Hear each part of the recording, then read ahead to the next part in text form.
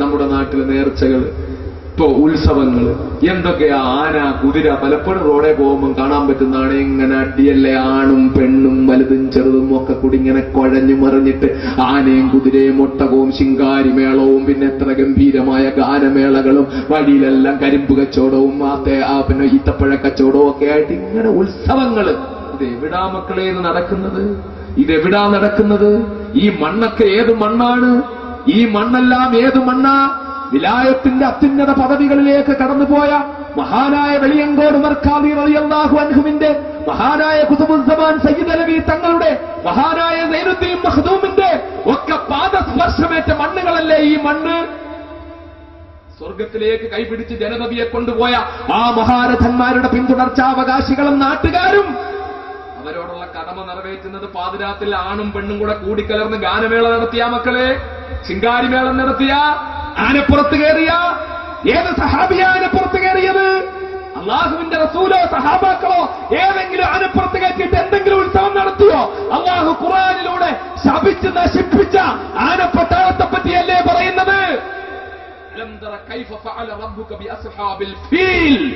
ആനക്കൂട്ടത്തെ എങ്ങനെയാ റബ്ബ് തകർത്തേന്ന് നിങ്ങൾക്കറിയോ? അലം യജ്അൽ കൈദഹും ഫീ തളലീൽ വഅർസല അലൈഹിം തൈറൻ അബാബീൽ.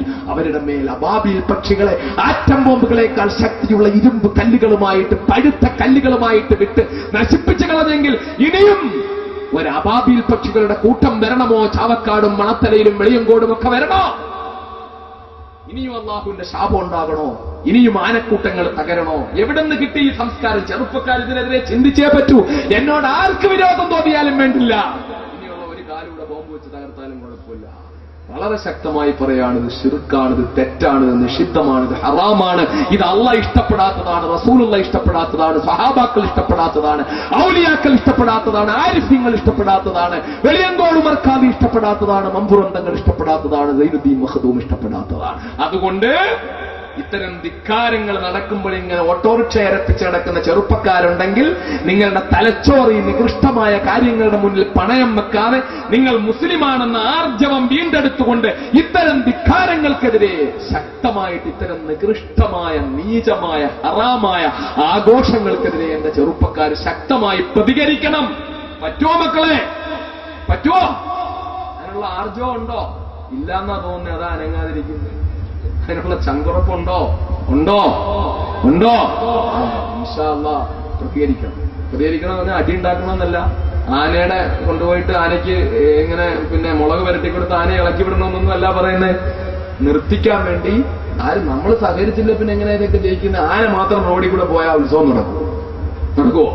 കേരളത്തിലെ മുഴുവൻ ആനയും ചാവക്കാടെന്ന് വെളിയങ്കോട് വരെ ഇങ്ങനെ നിരന്നങ്ങോട്ട് പോകാൻ തുടങ്ങിയാൽ ഉത്സവം വല്ലതും നടക്കുമോ?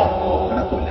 ഉത്സവം നടക്കുന്നത് നമ്മളെപ്പോലത്തെ മനുഷ്യർ പോയി സഹകരിക്കുമ്പോഴാണ്. നമ്മുടെ വീട്ടിലെ പെണ്ണുങ്ങൾ വയറും തുറന്നിട്ട് ശരീരവും തുറന്നിട്ട് തലയും തുറന്നിട്ട് റോഡിലൂടെ ഇറങ്ങി നടക്കുമ്പോഴാ ഉത്സവം വിജയിക്കുന്നത്. അത് കാണാൻ വേണ്ടിയാ ചെറുപ്പക്കാരവിടെ കൂടുന്നത്.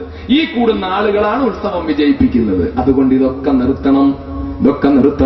ഇസ്ലാമിക സംസ്കാരത്തിലേക്ക് മടങ്ങണം. മുസ്ലിം